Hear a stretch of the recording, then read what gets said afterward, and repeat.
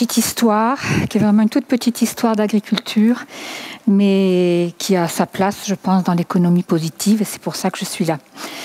Donc, j'étais infirmière quand j'ai épousé Daniel Vuillon, mon mari, et j'ai épousé aussi le métier, il faut dire. J'ai eu à pratiquer un peu les deux, une bonne partie de ma vie, et la dernière fois que j'ai pratiqué mon métier d'infirmière, je me suis rendu compte, j'ai vraiment pris conscience qu'il y avait un lien entre une mauvaise alimentation et l'augmentation des maladies cardiovasculaires, obésité, cancer. Donc je distribuais de plus en plus de médicaments parce qu'on allait plus dans le sens du médicament que de l'aliment en fait qui nous donne la bonne santé. Donc, j'ai sauté sur l'occasion quand, en 88, dans notre ferme, les Olivades, dans le Var, nous sommes en maraîchage, fruits et légumes. Donc, la situation agricole était assez défectueuse, s'aggravait de jour en jour. Donc, en 88, nous décidons de nous orienter vers le seul créneau que nous n'avions pas encore testé, c'est la vente directe.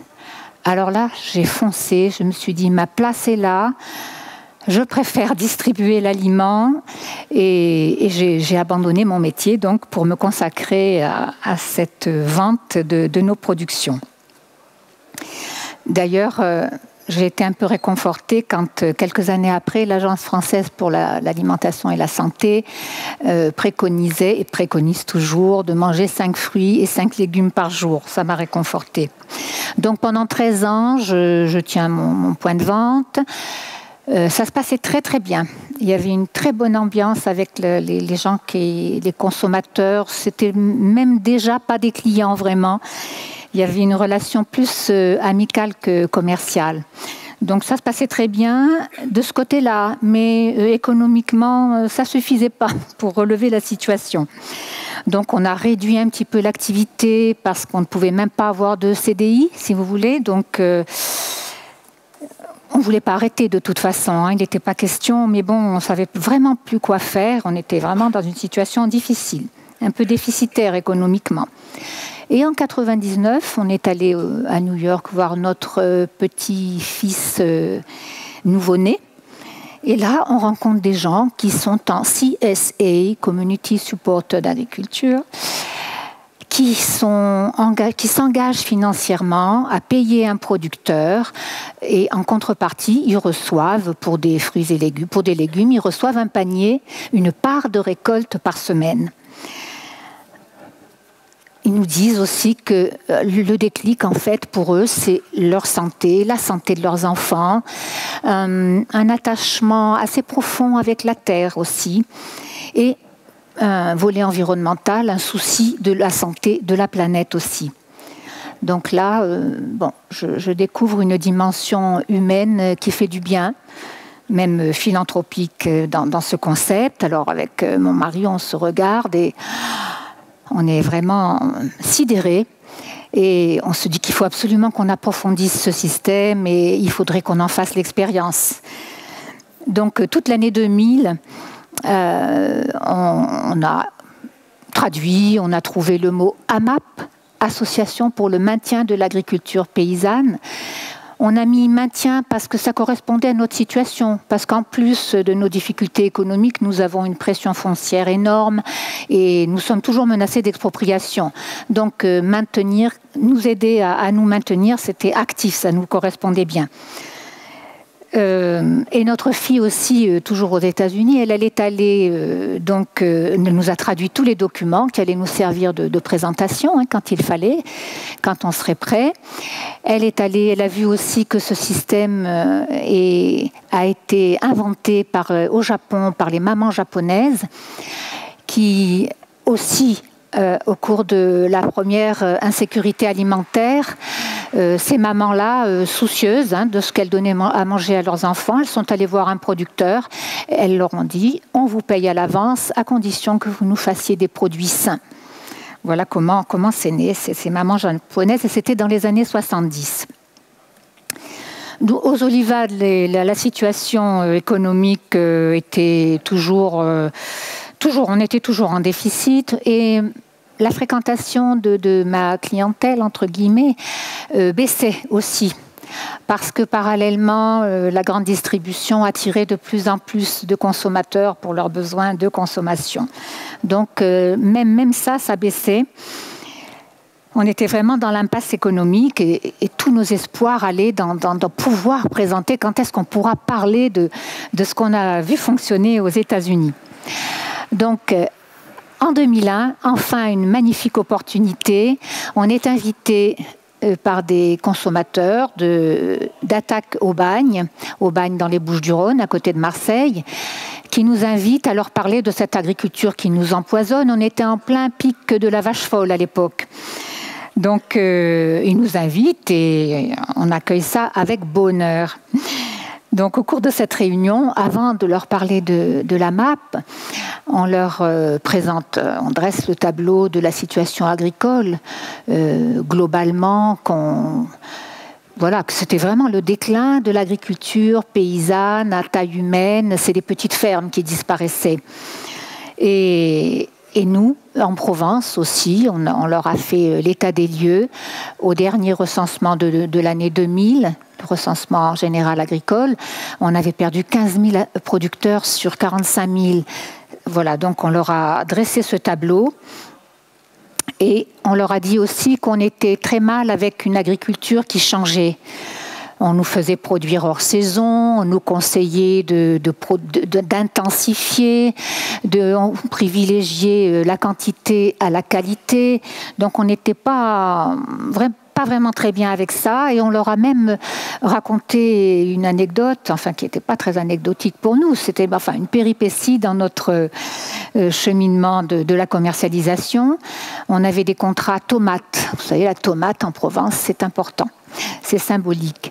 Donc, on a un contrat tomate plein champ avec la grande distribution qui est notre voisin. Et en plein été, en 92, en plein été, ils nous cassent notre contrat en nous disant c'est fini, les tomates ne peuvent plus rentrer, elles ont le collet vert, elles craquent. Et ils nous ont laissé avec notre production sur les bras. Donc là, on s'est regardé avec Daniel, on s'est dit ils vont nous faire marcher sur la tête. Et on a raconté cette histoire dans cette réunion toujours parce que après ce petit problème, on a vraiment été en réaction. On est rentré dans la biodiversité, on allait vers l'agriculture biologique qu'on a vraiment pu mettre en place après, grâce à nos consommateurs après, qui sont devenus nos partenaires. Donc on a privilégié le goût, on est allé chercher les meilleures tomates anciennes chez les plus grands collectionneurs du monde entier. On respecte les saisons. Bref, voilà, on leur a dit qu'on avait une agriculture qui n'était pas celle qui empoisonnait. Et ils ont été très contents. Il y en a beaucoup qui ont accroché, ils ne nous ont pas quittés. Et en même pas 3 mois, on a pu mettre en place le premier partenariat avec des consommateurs qui allaient s'engager avec un contrat en avril 2001, première AMAP donc. C'était une nouvelle économie. Ça ne fonctionnait pas du tout sur le principe de l'offre et la demande, le prix du produit. Donc, Daniel a calculé tous les ratios économiques. Et en fait, il nous fallait calculer notre prix du panier. Donc, on a attendu une année d'exercice comptable pour pouvoir calculer ce prix de panier. C'est très simple, on additionne toutes nos dépenses. Ce qui est nouveau, c'est qu'on intègre les salaires, on intègre le revenu de l'exploitant dans ce calcul. On divise cette somme globale par le nombre de paniers qu'on peut fournir, qui lui est évidemment dépendant de la surface. On avait 9 hectares à l'époque. Donc voilà, on obtient comme ça un prix de panier le plus juste et qui intègre la rémunération. C'est là où est vraiment la révolution, on dira. Donc le passage des olivades en AMAP nous a fait doubler le chiffre d'affaires, comme ça, en un an, d'une année sur l'autre, enfin 2 ans, puisqu'on a attendu une année comptable, d'exercice comptable. On a doublé le chiffre d'affaires en créant 4 CDI. Donc ça, c'était vraiment très très positif. Aussi au plan qualité de vie, organisation du travail, c'était très très intéressant aussi de ce côté-là. Donc cette pertinence économique qui est quand même basée, qui est simplement basée sur l'engagement du consommateur et du bon calcul du prix du panier. Mais ça n'a pas posé un problème. Le calcul du prix du panier n'a pas posé un problème vis-à-vis du consommateur, puisqu'il cherchait vraiment lui aussi à s'approvisionner de cette façon-là. Donc une fois cette expérience mise en place, on commençait à avoir des coups de téléphone de producteurs, même de producteurs qu'on ne connaissait pas. Ça commençait à intéresser vraiment parce que tous les agriculteurs étaient en situation difficile. Aussi des consommateurs qui voulaient mettre en place. Donc on a compris qu'il y avait un enjeu professionnel important. Et on s'est lancé dans l'essaimage. Il nous fallait partager la solution. La région PACA nous a aidés dans une petite structure où on a pu mettre en place une commission agricole qui était vraiment beaucoup de... En fait, les premières expériences qu'on a accompagnées, elles-mêmes, c'était des relais pour nous, pour accompagner. Tous les projets étaient accompagnés selon la méthode paysan à paysan, projet par projet, ferme par ferme. Toutes les premières AMAP se sont ainsi construites sur des bases solides. Finalement, les bases qu'on a transmises, les bases qu'on avait vues fonctionner aux États-Unis, c'était très bien passé. Donc, il y avait aussi de l'éthique dans ces bases. C'est-à-dire qu'il fallait qu'on ait le souci, nous, producteurs, de ne pas mettre entre les mains de consommateurs quelqu'un qui ait envie de profiter de la situation. Donc, avec vraiment une méthode de validation des fermes. Enfin, je ne vais pas vous détailler la méthode d'essaimage, mais on se garantissait une certaine éthique quand même.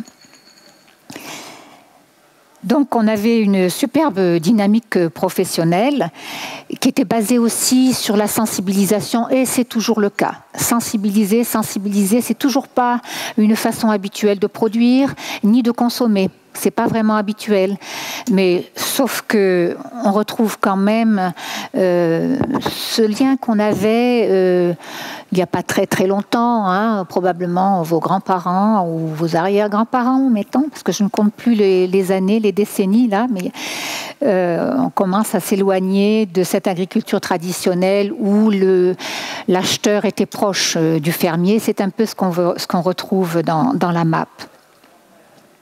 Donc sensibiliser, mais sensibiliser aussi le consommateur, il faut lui expliquer. Chaque consommateur porteur d'un projet, parce que beaucoup de consommateurs, on leur doit le mérite de s'être engagés aussi dans le temps bénévolement, on donnait de leur temps, on les amenait avec nous. Quand on allait visiter une ferme, il fallait qu'ils comprennent la situation et évidemment, c'était tellement humain que voilà, c'est comme ça que se sont construites toutes les AMAP. Alors, cette AMAP, est-ce qu'elle a de l'avenir? Eh bien, 12 ans après, on peut dire que c'est extrêmement positif. On a fait la preuve que cette agriculture est possible, qu'on peut changer d'agriculture, qu'on peut essayer d'aller dans une agriculture plus cohérente. Nous avons donc 6 000 producteurs en AMAP en France, 5 000 exploitations qui n'ont pas mis la clé sous la porte. C'est pour nous vraiment, au plan économique, la viabilité de la ferme est assurée. Si on calcule bien le prix du panier, il n'y a pas de problème, c'est viable. On a créé des emplois, c'est créateur d'emplois, les fermes ont été reprises, il y a eu une énorme féminisation de l'agriculture, les femmes qui se retrouvent mieux dans cette agriculture paysanne, moins le gros machinisme, ça les a un peu éloignées des fermes. Là, énormément d'agricultrices se sont installées. Et nous continuons à transmettre. Nous avons fait un petit réseau d'essaimage qui s'appelle Créamap, centre de ressources pour l'essaimage des AMAP en France, parce que ce système-là ne s'apprend pas à l'école, donc on a toujours besoin de le transmettre et de sensibiliser dessus.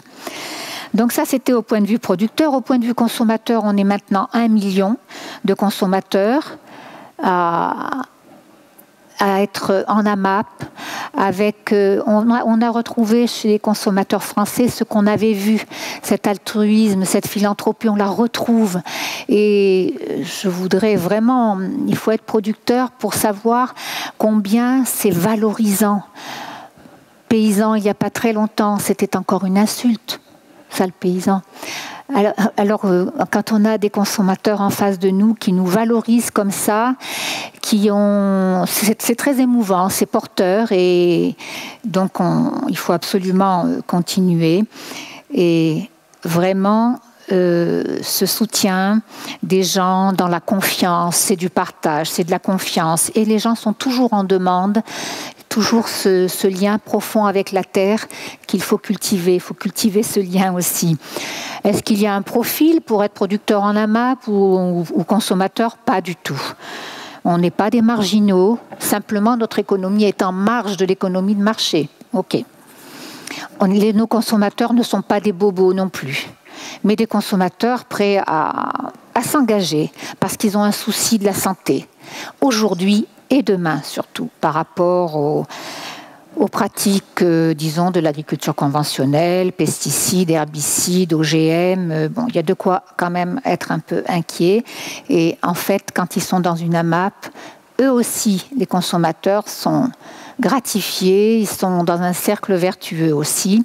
C'est pour ça que ça marche. Donc il n'y a pas vraiment que le sens d'aller chercher mon panier et bonjour, au revoir. Non, c'est plein de relations humaines et qui font du bien. L'AMAP est reproductible aussi. Elle est reproductible dans tous les pays. On a fait une AMAP à Bamako. C'est symbolique parce que l'action, c'était surtout de refaire des jardins maraîchers dont les femmes ont pris ça en main. Au Mali, il y a maintenant en 2 ou 3 ans, dans une communauté de village, on a fait 30 jardins. Il y en a certainement plus. Ça va à une allure incroyable. Des jardins nourriciers. On a aidé au redéveloppement des jardins nourriciers. Donc, dans un pays pauvre, ça peut se reproduire. À Tokyo, au Japon, il y a 25% de la population maintenant qui consomme de cette façon-là. Ils ont de la chance parce qu'ils ont beaucoup plus de producteurs que chez nous. Les producteurs au Japon représentent 10% de la population, alors que nous sommes 1%. Nous sommes plus que 600 000 producteurs. C'est une cote d'alerte pour moi. S'il y a urgence vraiment à prendre conscience qu'il faut absolument garder ces paysans. Pourquoi? Parce que tout à l'heure, j'entendais parler d'économie, de fonctionnalité. Eh bien, on mange 3 fois par jour. Il n'y a rien d'une fonction plus vitale que de manger matin, midi et soir. Donc, on ne sait jamais. Il faut savoir se préserver. Il faut savoir garder une autonomie alimentaire, donc garder ses paysans.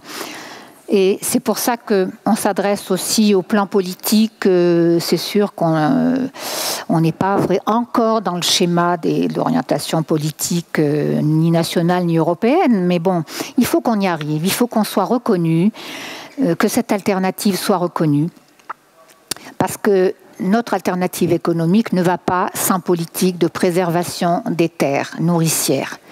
Pourquoi pas une loi? C'est la seule chose qui nous sauverait, une loi, parce que les zones agricoles protégées existent, mais elles sont c'est le maire qui détermine la vocation de son espace, territoire communal. Donc il faudrait une loi nationale, pourquoi pas, de réserve nourricière, de réserve agricole et nourricière. Sans quoi, je ne sais pas si demain on aura suffisamment. Si on perd ces paysans, on ne peut plus manger. Donc pour terminer, j'associerai un petit peu nos consommateurs. Sans eux, on n'aurait jamais pu faire ça. On a attendu 1 an avant de pouvoir en parler, sensibiliser et faire avec eux. Donc je raconterai la réflexion d'André, une amapienne pionnière d'Aubagne. En 2002, il y avait une journaliste qui faisait un reportage télé. Et elle demande à André, alors madame, est-ce que vous êtes contente de venir chercher vos produits? Il faut du courage, il fait moins 5 degrés, c'est vrai, c'était en février. Il fait moins 5 degrés, il faut être courageux. Et André de dire, oh oui, je suis très contente, j'adore ces produits, je suis très contente. Mais si en plus la MAP peut faire en sorte que le paysan reste sur sa terre, c'est le plus important finalement. Je crois que je terminerai là-dessus pour associer nos consommateurs en les remerciant. Je vous remercie.